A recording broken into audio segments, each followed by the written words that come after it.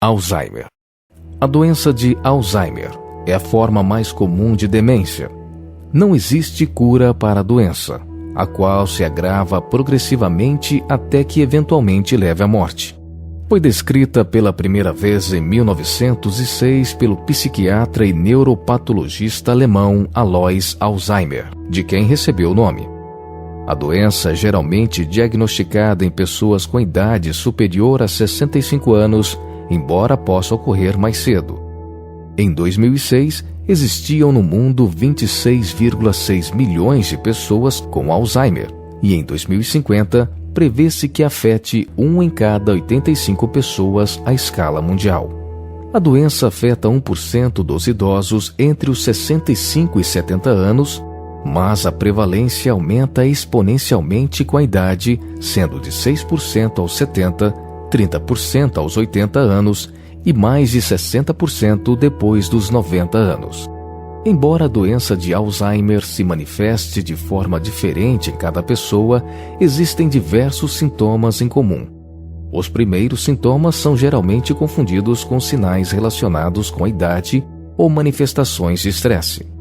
Nos primeiros estágios, o sintoma mais comum é a dificuldade em recordar eventos recentes, o que se denomina perda de memória a curto prazo.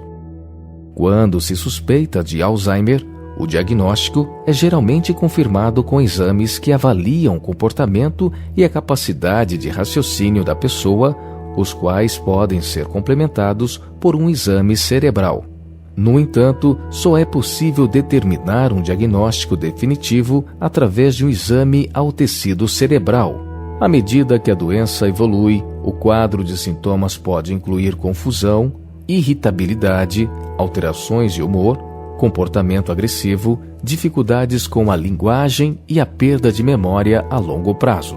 Em grande parte dos casos, a pessoa com Alzheimer afasta-se gradualmente da família e da sociedade.